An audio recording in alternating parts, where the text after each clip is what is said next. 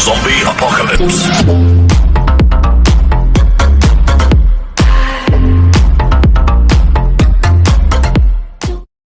And guys, so good morning po sa ating lahat. For this vlog ay alamin natin kung tipid pa rin ba si ating Honda Click version 3. At magra-ride tayo ng 100 kilometers para malaman natin kung magkano na nga ba ang makukonsume niyang fuel ng ating motor. So mag-gas muna tayo guys dito. Good morning sir. Premium full tank.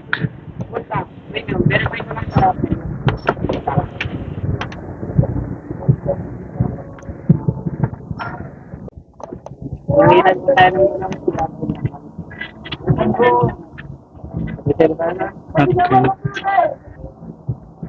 6150 ang per liter. Nasa 200 plus guys. Okay na siguro yan. Ano, sir? Ganyan, 215. So, puno. Ayan, 215. Lugi ka na sir, sana. Sige po. Sige ba? Hindi na, hindi. Okay, so, full tank na tayo. 1,231 kilometers. Ayan, so dito tayo mag-start sa 200. 1,200. Sige sir, thank you. 1,231 kilometers yung start natin. Na natatakbo na ni mot-mot natin. So tingnan natin mamaya kung ilang kilometers yung tatakboy natin balikan from Infanta to Alaminos guys.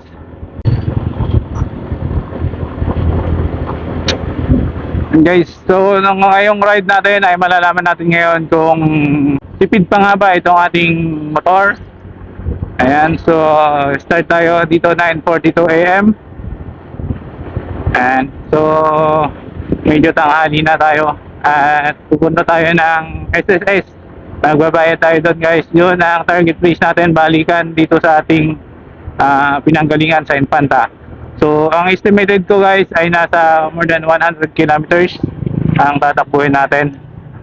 So itong vlog na to guys ay para sa mga magtatanong kung tipid pa nga rin ba talaga ang ating version 3 na FI sa ating pang-araw-araw na paggamit sa kanya.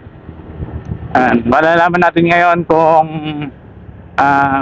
tama nga ba ang sinabi nila na mas tipid itong ating FI. So daanan natin si ate. So sa vlog na to guys ay may angkas pa tayo. Kaya malalaman natin kung tipid nga ba talaga itong ating Honda Click. Ayan, so hintayin natin si ate.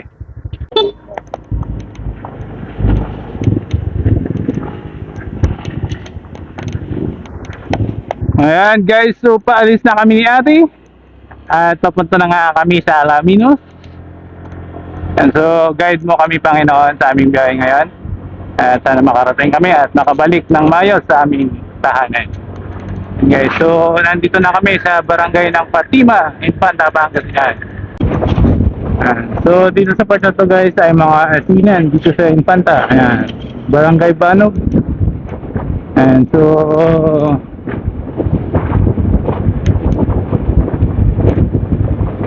ayan, napakalawak ng asinan at palaisdaan dito sa part na to ng Infanta. Ayan, Banog Bridge.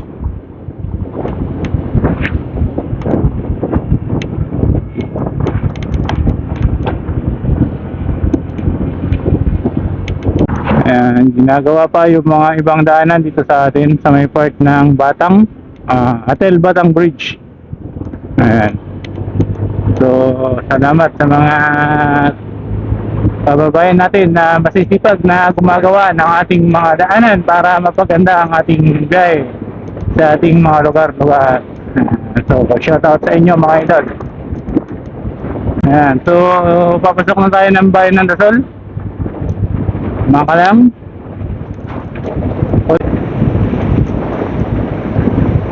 Welcome to Barangay Igya na tayo. And 11 kilometers na po ang natatakbo natin mula Infanta to Igya.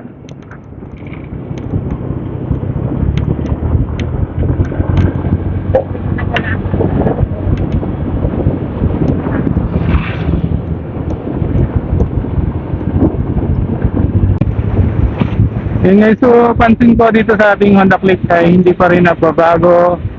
Simula nung na-upgrade natin siya, nung nalagyan natin siya ng extra visor, nalagyan natin siya ng first guard, ay okay pa rin, hindi pa rin nagbabago yung takbo niya. Kahit medyo bumigat siya guys, ay ramdam mo pa rin yung bawat pagbiga mo sa kanyang acceleration na talaga namang binibigyan pa rin niya ng power. Ayan. So napakaganda pa rin ng ating Honda Click sa loob ng 3 buwan na paggamit natin sa kanya. So sa ride na to ay malalaman natin yung kanyang fuel consumption, kung gano'n pa rin siya katipid nung una nating ginamit. Kasi guys, umikot kami ng Infanta to Barwan Agno to Kabungawan Beach. Ayan. Hanggang Infanta ulit ay halos 1 bar lang ang naubos niya.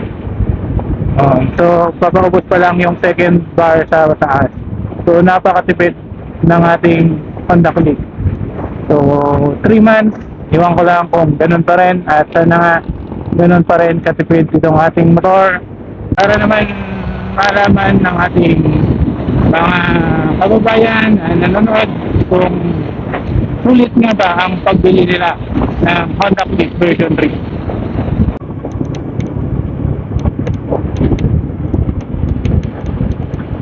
Ayun o, guwapo.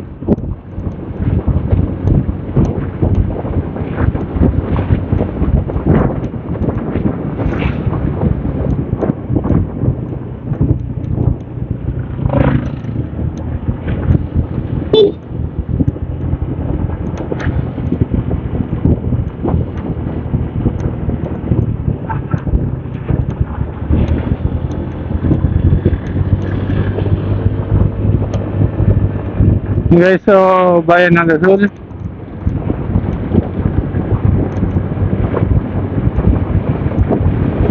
At dire-diretso pa tayo. Ilang bayan pa ang dadaanan natin bago tayo makarating sa Alaminos. Dadaan pa tayo ng Burgos, Mabini, tapos Alaminos. So 2 bayan pa guys ang ating lalakbayin bago tayo makarating sa ating target place. Ayan, so nasa 22 kilometers na ang ating natatakbo guys. Wala pa tayo sa kalahati. Ayan. Check ng ating gas, puno pa rin. Okay, so nandito na tayo sa bayan ng Burgos, Pangasinan. Ayan, so Guanzon. Ayan, may mga electric bike.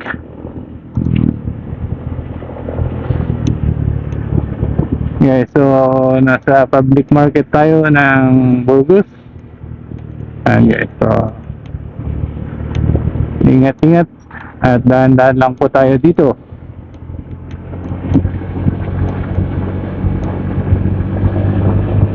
So diretso na tayo at mabini naman ng ating next na madadaanan na bayan. And time check, 10:15 na tayo. 1,261 kilometers na ang natatakbo natin. Kanina 1,231, so nasa 30 kilometers na ang natatakbo natin guys.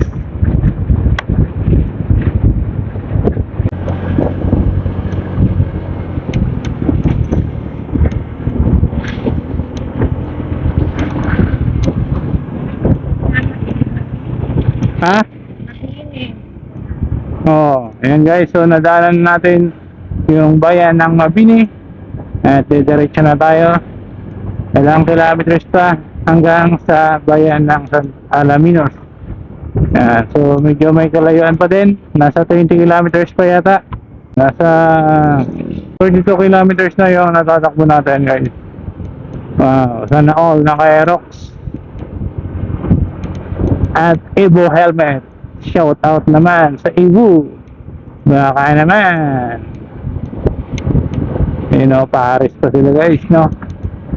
Evo helmet.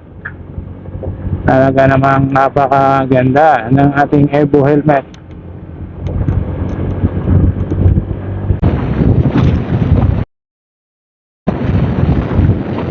Ayan, so nakadaan na tayo ng bayan ng Mabini guys at pupunta ko tayo dito sa Laminos. Nasa Ados na tayo at may checkpoint dito guys. Dadaan tayo sa checkpoint.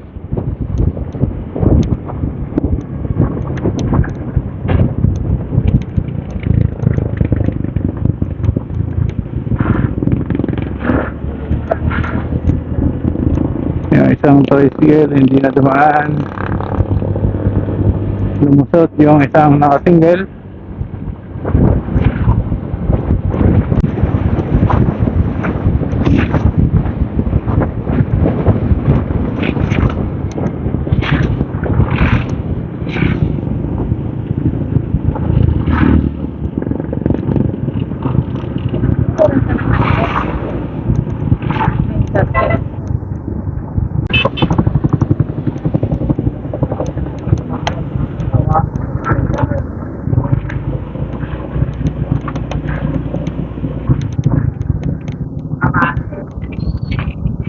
Guys, so nandito na tayo sa is Alaminos. Ayan, 10:41, almost 1 hour yung tinakbo natin.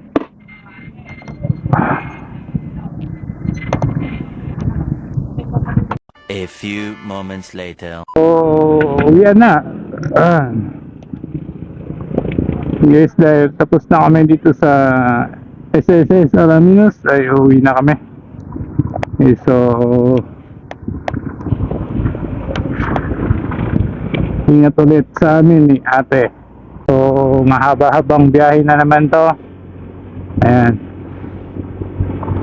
Pero inabot na kami ng 1:40 dito sa Alaminos. Kaya siguro guys, dadaan muna kami kung may makita kami kainan dito sa daan at nagugutom na ang aming mga dyan. Ayan. So uwi na. Alaminos City, Pangasinan. At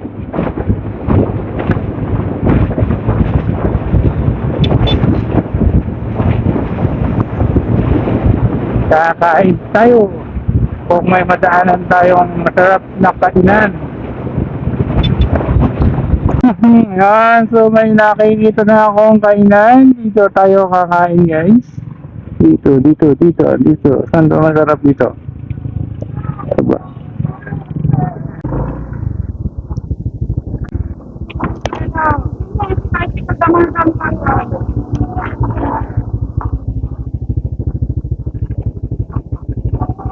Tapos na kumain, uuwi na tayo at dire-diretso na tayo guys.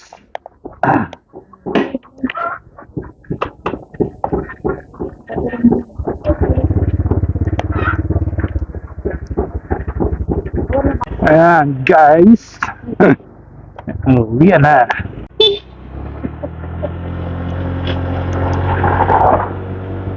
So uwi na tayo.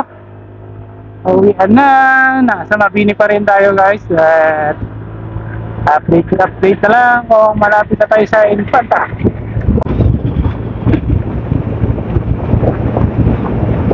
So papasok na tayo ng Mabini.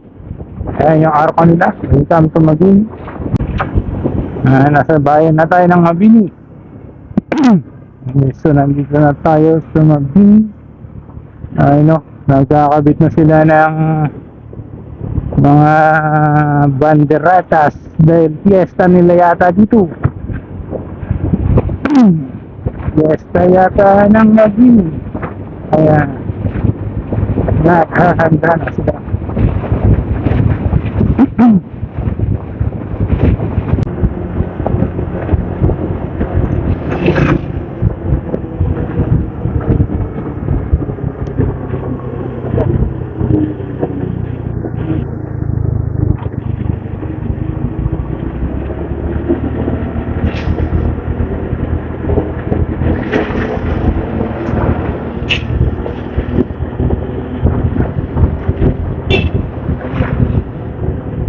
So, nakadaan na tayo sa bayan ng Burgos.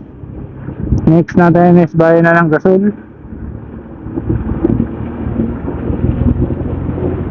And guys, so testing natin yung top speed ni version 3. Ayan, 3 months of use.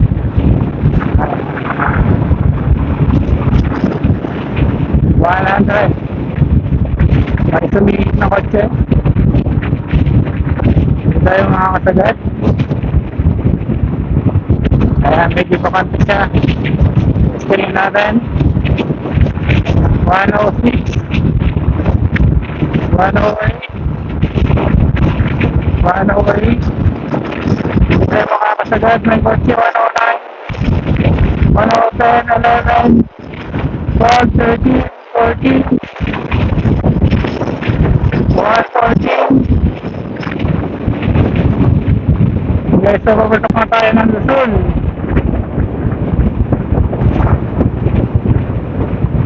$114 lang yan yung sabat natin at may coaching kasi sa harapan guys. Hindi tayo makapag-concentrate. Okay, so nandito na tayo sa may bayan ng Gasol. Ayan, may kasabayan tayo. Nakag-concentrate. Pares kayo helmet. Ayun, no? Bayan ng Gasol, Pangasinan. 7-Eleven 134. So diretso na tayo. At ang susunod ay Infanta na. Nasa 20 kilometers pa bago tayo makarating doon sa Infanta. Uy, bagong gasolinahan.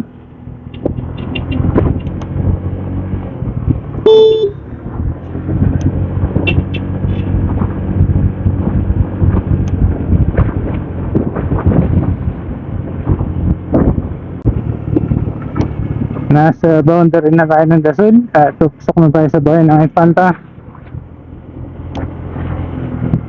8 kilometers more to go. Ayan.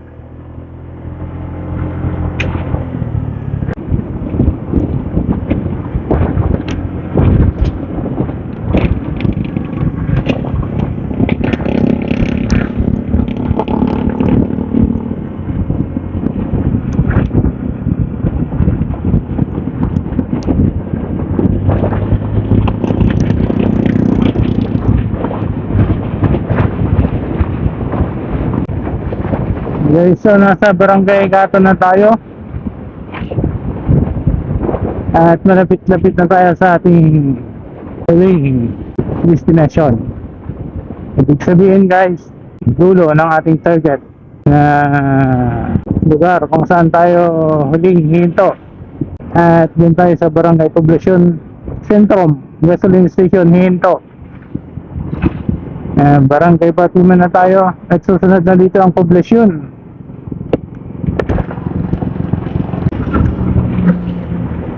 Ayan. Poblacion na tayo, Poblacion. At diretso tayo sa may bayan. At doon tayo magpa-final destination sa may gasolinaan ng Sentrum. Wow. More than 100 kilometers nga ang ating tinakbo sa biyahe natin na to guys. At titingnan natin, mag-actual tayo kung ilan nga ang naubos natin na gasolina sa ating biyahe na to. So ang gasolina natin ay nasa 61 point something kanina. So tingnan natin guys kung magkano ang naka-consume natin na gasolina sa ating tinakbo.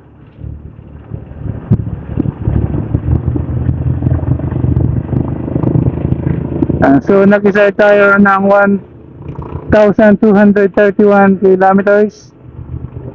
So matatapos tayo ng 1,337 or 38. Ayan, 37 pa rin. 1,337. 1,200.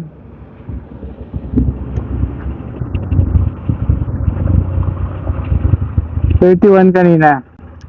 So tumakbo tayo ng 136 kilometers. Ayun guys.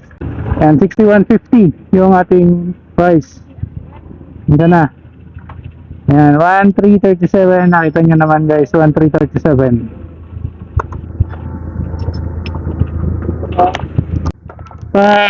Full tank lang, padagdag.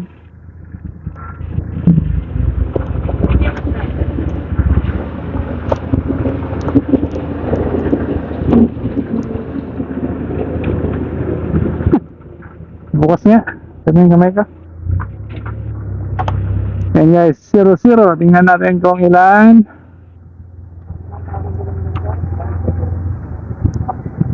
Ang ating naubos sa 136 kilometers. 100. 45.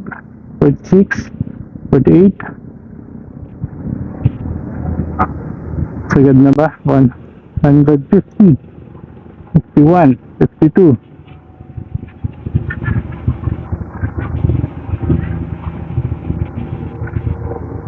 155, 154, 154.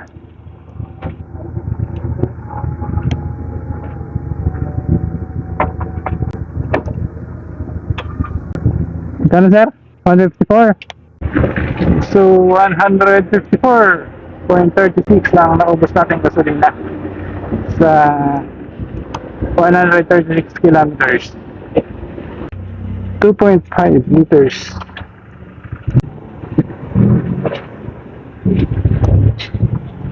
Yes sir, thank you. Ayun guys, so nasa 2.5 liters yung nagastos natin mula Infanta to Alaminos, vice versa, 136 kilometers. So dito na nga nagtatapos ang ating vlog guys. So comment down below kung ano sa palagay nyo, kung okay pa ba yung nako-consume nating gasolina sa ating Click version 3, kung talagang matipid pa ba o hindi na. Kasi umabot tayo ng 2.5 liters sa 136 kilometers. And so sa bagay nasa 50 lang yung isang per liter nito 54, ganun, 50. So 100. So matipid pa. Ayan guys, para sa akin matipid pa kasi lumampas tayo ng 100 meters at umabot tayo ng 36. So para sa akin matipid pa rin guys. So comment down below kung ano sa palagay nyo, kung matipid pa rin nga ba o hindi na. So dyan na nagtatapos ang ating video at maraming salamat sa inyong lahat mga idol. Hanggang sa muli, ito ang inyong 1 2 Vlog.